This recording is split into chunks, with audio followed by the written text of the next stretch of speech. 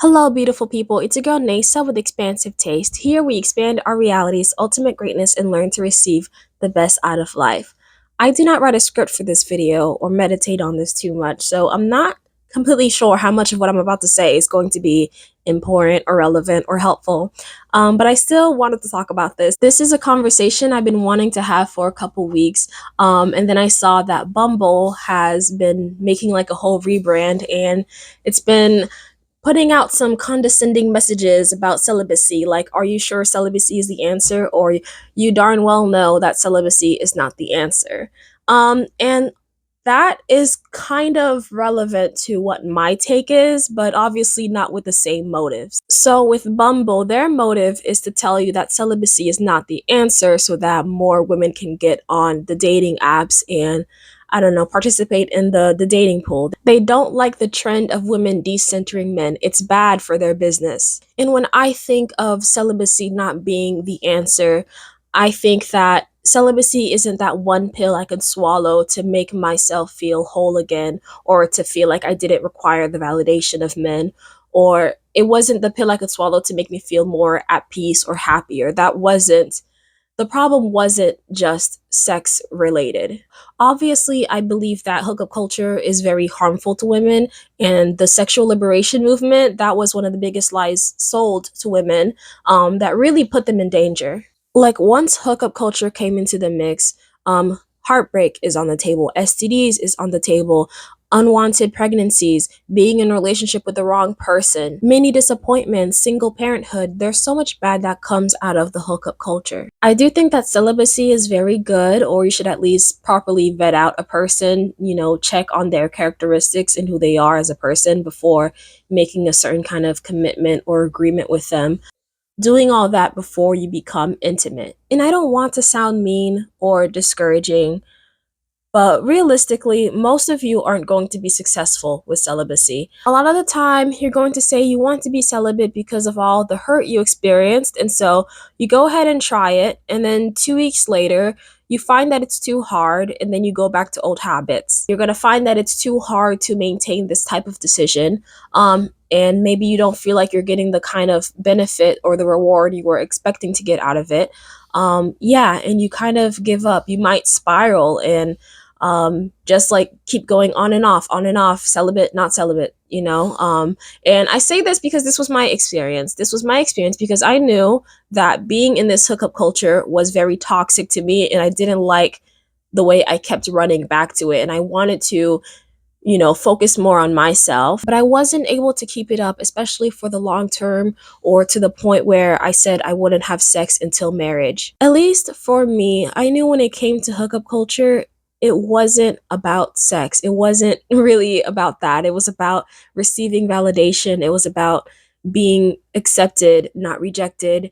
It was about feeling less alone. It was about getting attention. It was about having someone to talk to. It was about, yeah, just getting attention and validation, and feeling anything more than worthless because I was struggling with like a sense of self-worth, and I felt like the only way I can prove my self-worth is by what I was able to offer to others, whether that meant people pleasing or just never saying no to any guy that wanted to hook up with me. I felt like by me offering myself to others, that was a way to feel like I was worth something, or I at least wasn't worthy enough to say no or have my own wants or desires um, validated or considered.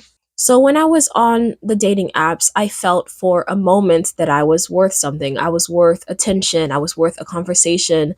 I was worth any sort of compliments. But the thing with these dating apps and, hookup culture is that it was a double-edged sword because I knew that I wanted commitment, I wanted a relationship, I wanted love. But because I gave these guys such easy access, they really didn't feel like putting in any effort towards something more like a relationship, a commitment, because they already got what they wanted. What's the point on working harder? And obviously, that really hurt because I didn't want to just be ghosted or just be a hookup buddy. So it just made me feel worthless, and it turned into this cycle where I was constantly chasing validation, and then getting rejected. and then again chasing validation and then getting rejected. And of course, with the way I was approaching it, like nothing was going to change. So for me, celibacy wasn't the answer because sex wasn't the problem. The problem was that I didn't feel like I was worthy. The problem was that I didn't have enough love for myself. The problem was I didn't have enough boundaries. And the problem was I didn't hold enough value to what I wanted and what I desired, or even really considered what I wanted or desired at that time. What I had to work on doing was moving from wanting external validation to more internal validation. I had to find a way to make that happen within myself so I didn't need other people in order to feel loved and worthy or appreciated. So, my question is, if you choose celibacy, what are you going to use to replace it to fill that kind of void that could be inside of you? So, if you're going to stop having sex and decenter men, what does focusing on yourself mean? Because I know when I was deciding to just be celibate and focus on myself, all I ended up doing was staying in my room, watching makeup collection YouTube videos and Korean dramas. And obviously, that didn't do much for me. It got very boring. For me, what did work was journaling. I was able to self reflect and express my emotions in a way that was honest. And I also began songwriting. And that was something that was wonderful because I felt like I was very skillful at it. So, like, not only was I able to write my stories and write my feelings, but I was able to feel confident in the fact that I wrote something that I felt was good or sounded beautiful when I was singing it.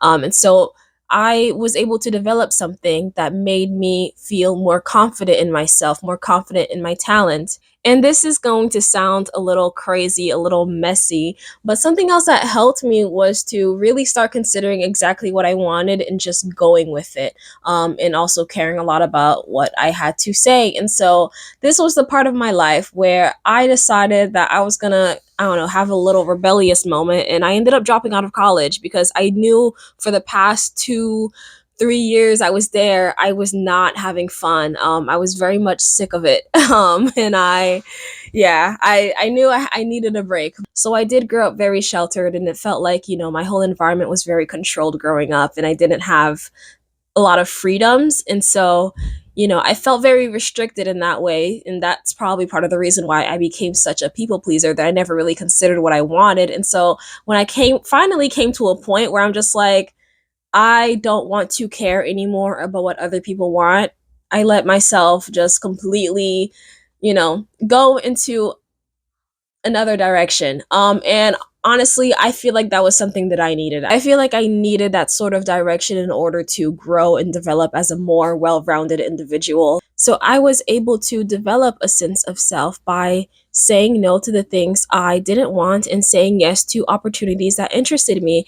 And that was part of the reason why I ended up like when I dropped out of college, I ended up being like a ballroom dance instructor for a moment, and that was an interesting experience. There was a lot to learn from that experience. That's all I'm going to say. So that didn't last too long, but then I decided I would pursue a music career. And then I kind of wrestled with this idea of like, should I go back to college and finish my bachelor's degree, or should I pursue a music career? But anyway, I very much definitely failed at becoming, a famous singer songwriter. That didn't work out, but I did try my best, and that was something that also helped me develop a sense of self. Like, even though I was getting rejected, like I started this project where I was going to be releasing a song every single week for 50 weeks, kind of like how Russ did, and he said that's how he was able to get big. But he also started doing that when he already had like 10,000 followers, and I started with, I don't know, maybe 300. But regardless, what happened is that I would post my videos, I would share them with the people that were, that were following me. And I got rejected. I kept getting rejected. I would post something and it would only get like, 10 views. It would only get 5 views. People paid a little bit more attention in the beginning, but like after like week 5, it was just like, oh, Neyssa's still doing this. Neyssa's still doing this. Why is she still trying to do? Why is she still trying? Why is she still trying? But yeah, it was just me like just going at it, like just constantly getting rejected, but still deciding, you know what? I'm gonna keep doing it. I'm gonna keep doing it until it finally works. And this kind of thing, I feel like if it was dependent on external validation, then I would have eventually quit. but I kept going until like I think week 38. And it was something that I just decided that to stop because I didn't have enough time for it anymore. And it was like, it's just taking too long. And I felt like I needed to take a break because it was kind of exhausting. But this was something that I knew I had to do because it was important to me. Even if other people weren't liking it, even if they weren't sharing it or talking, telling me about it, telling me, hey, this is a good song. Like I got that every now and then. But really, it wasn't enough for me to feel like I was successful. The most that those songs did was help me feel confident about my art. It was something that I could go back to, listen to, and I could be like, yeah, that's a good one. Only 6 people liked it, but that's a good one right there. And that was something that came from me that I was able to appreciate and feel like, even more of a sense of self, a sense of self worth. And I loved myself for it. I felt really bad if I wasn't able to produce a song, because I already made that promise to myself that I would push myself to, put myself out there and work at something that I felt was important to me. Around that time, I even wrote a book. It's a memoir. It's called Miss the Point, and it's available on Amazon. And that book is actually about my time when I was in the college dorms and when I was out there in the hookup culture world being a little thought, and all the pain that came with that. And so, like, I was able to write my story in the most authentic way that I could. Of course, I changed all the names in my real life, including my own. The main character's name in the book is Nola.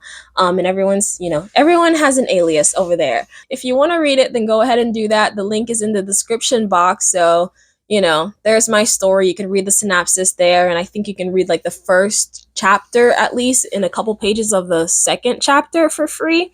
And yeah, life is never going to be perfect. And there were some low moments and even more heartbreak. But eventually, I think I got very, very, very close to figuring it out completely. And that changed for me when I started going back to church. Going back to church, finding community, doing some worship together, and just reading my Bible, it was a constant reminder of like how perfectly designed, life can be, especially when following a path with God. Going back to church every Sunday was a reminder of who the ultimate source was, the ultimate source of happiness, abundance, wealth, joy, peace, power, just anything, strength, anything good that I needed in that moment. I knew that I could achieve that and get that through God and through the Holy Spirit that is within me. And that was like just a wonderful thing, that the missing piece of the puzzle that reminded me, hey, like, I'm loved, I'm worthy, I have every single thing that I need at every single moment because I am walking with God. So just choosing celibacy and crossing sex out of the list of things to do, it wasn't enough to make me feel whole. What helped me feel whole was being reminded of who God is and what he can do for me and how he protects me, and that, my strength comes from him and no weapon formed against me will prosper. That was what helped me. And it helped me to know that I didn't need to chase the things of the outside world and external validation in order to feel fulfilled. That it helped me to know that I could turn to God because he had a plan for me, and it was a plan to make me prosper.